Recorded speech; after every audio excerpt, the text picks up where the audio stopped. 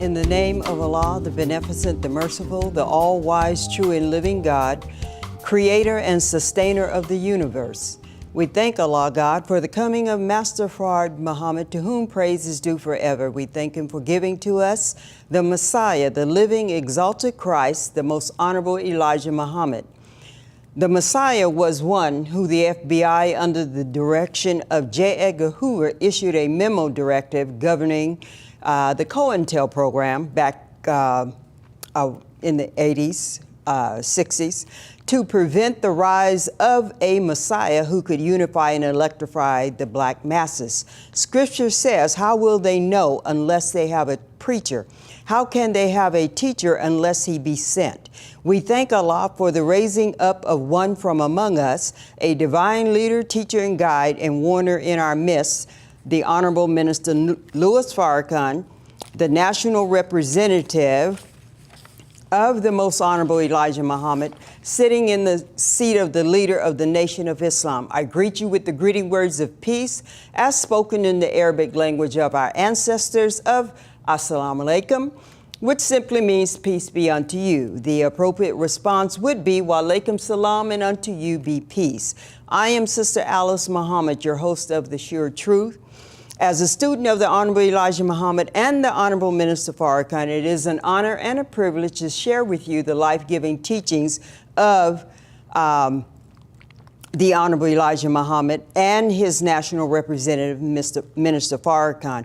Genesis 15 and 13 says that God is talking to Abraham, and he says, know of a surety, Abraham, that thy seed shall be a stranger in a land that is not theirs, and shall serve them, and they shall afflict them 400 years. We're going to be talking about today unity as a people, what we should be doing in light of the onslaught of white supremacy and racism. In our previous episode, we talked about what white people should be doing, but this is a two-way street. Black people also, we have work to do as well.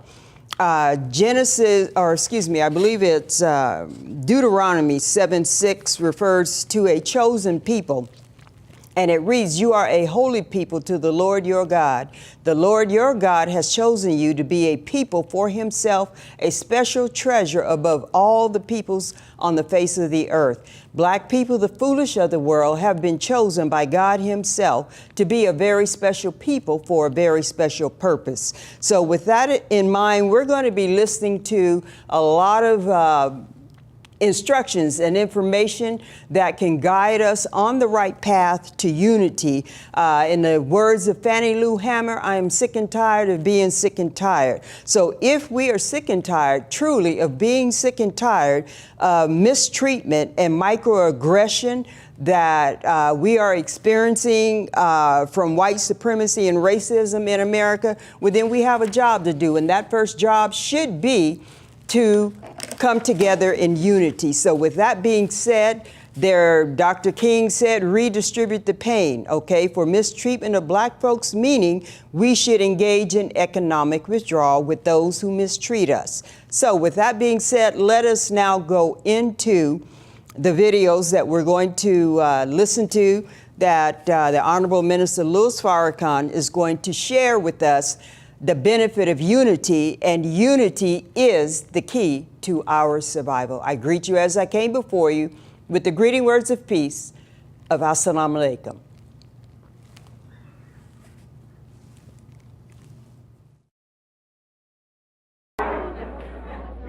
We must struggle, but the arms that we must use is an arm that this world fears. It is a weapon imperceptible. It is a weapon that undermines and uproots and destroys institutions built on falsehood. The weapon that we must arm ourselves with, that this world fears, is the weapon of truth, and the weapon of knowledge, and the weapon of understanding. And with that weapon of truth, which Jesus said would make us free. With that truth, we will fire the greatest weapon ever seen on the face of the earth. And what is that weapon? The Honorable Elijah Muhammad said to us, our unity is more destructive and powerful than atomic and hydrogen weapons. Have you ever seen tiny snowflakes? Insignificant individually. But when the snowflakes collect together and get into a compact unity, the snowflake stops the movement of mechanized armies, because the universe that we are constructed in and live in is based on a principle of one God, one law, one major truth. Marcus Garvey said it: one aim, one God, one destiny. Jesus said it. Jesus said it: one Lord, one faith, one baptism. Muhammad said it: Ashhadu an la ilaha illallah, Ashhadu anna Muhammadan Rasulullah. There is no God but Allah, and Muhammad is the messenger of Allah. Oneness. But our enemies know that as you rise, they fall.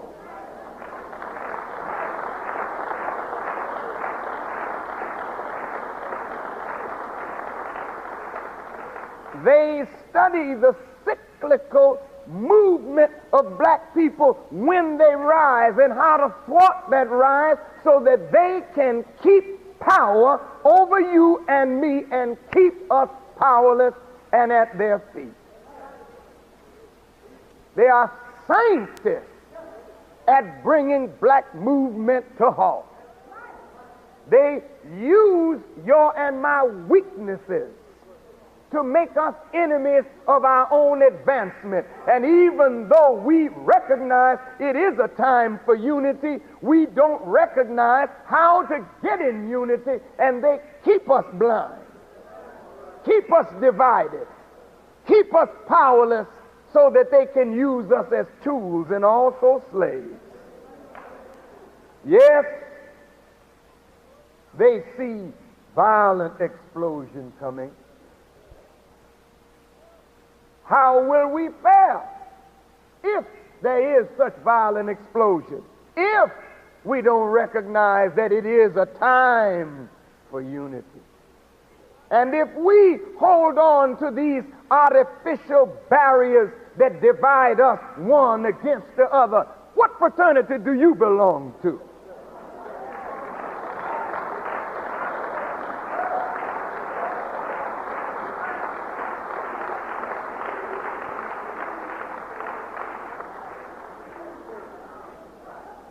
Did I touch your funny bone?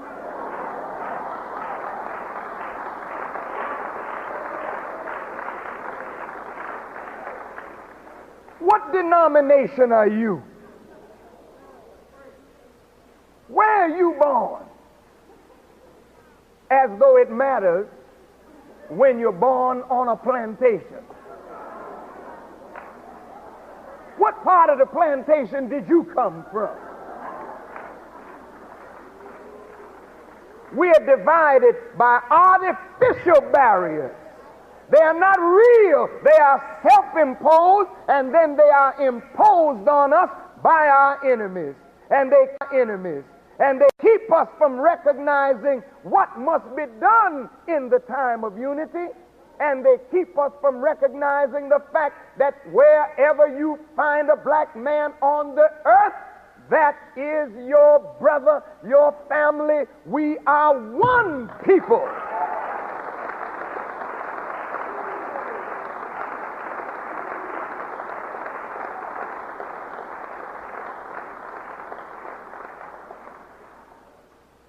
so the time, beloved, has created a need for not just unity, but a need for brotherhood among black people. You have got to see me as your family, and I have got to see you as the same. And we must develop that kind of working relationship, brother to brother, sister to sister, sister to brother, brother to sister, that no matter whether we have a degree or have none, whether we're from the alley or from the boulevard, whether we're from the street or from the prison, we are brothers, we are sisters, we are family, we are one people. It is required of us in this time that we produce a brotherhood.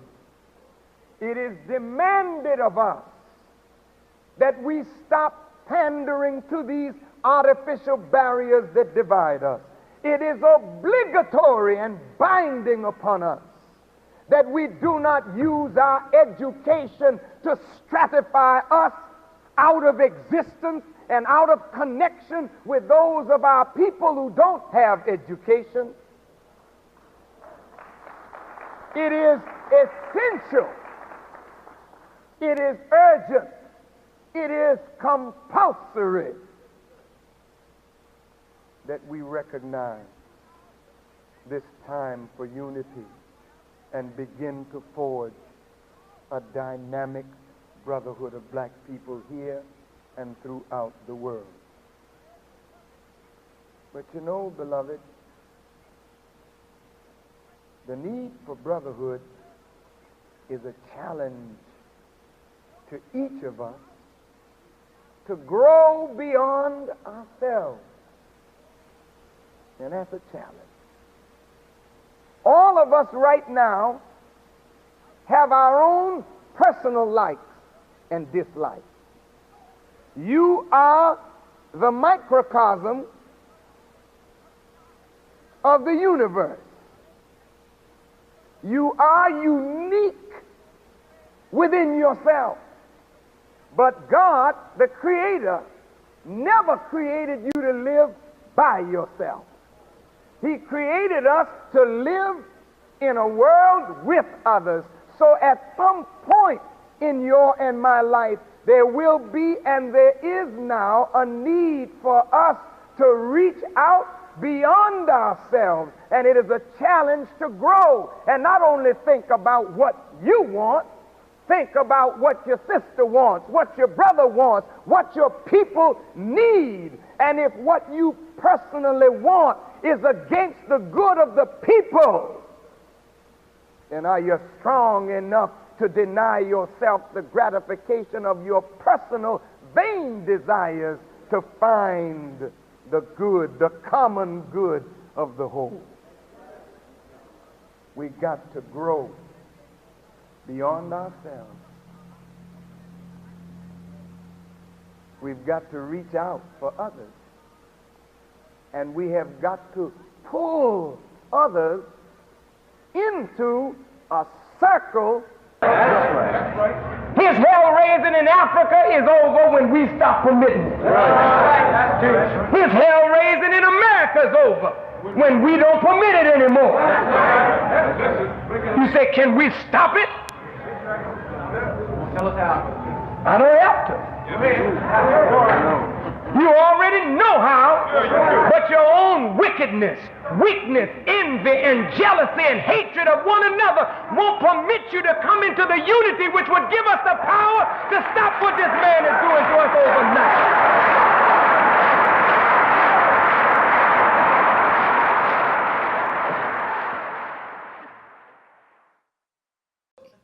America is for sale.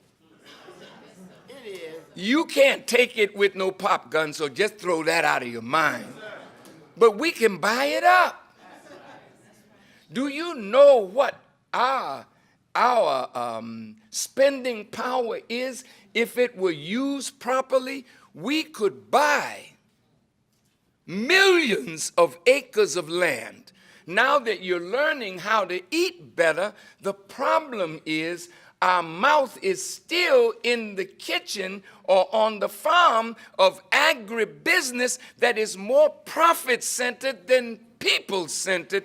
So we're buying food that is killing us. So we have to go back to the earth and produce food. Now, since all of us eat and we spend billions of dollars a year on food, if we put the Benjamins together and started buying land that could produce food for us, then all you need is warehouses and supermarkets, and before you know it, our health products, our food products will be on the shelf. Our people start buying a better product at a cheaper price, then we capture the market and take the money into our treasure. Then you start with clothing. Look at everything we got on. Where's it made? See, I got on some gaiters. And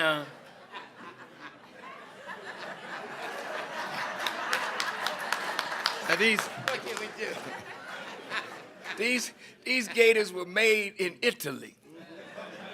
Now the suit that I got on, yeah, it's made somewhere else too, the material. I'm afraid to look at my underwear because what I'm saying in a funny way is everything we got on 30 years ago, 40 years ago used to be made right here in America. So now what we have on is made in China, in Taiwan, in Indonesia, Malaysia, Brazil, Portugal, Spain, etc., Italy. But we can't compete now with what is being made in Europe and in China. If we set up a factory here to produce clothing, we can't compete because we have to pay labor a decent wage in America. So here's what we do. We put the Benjamins together.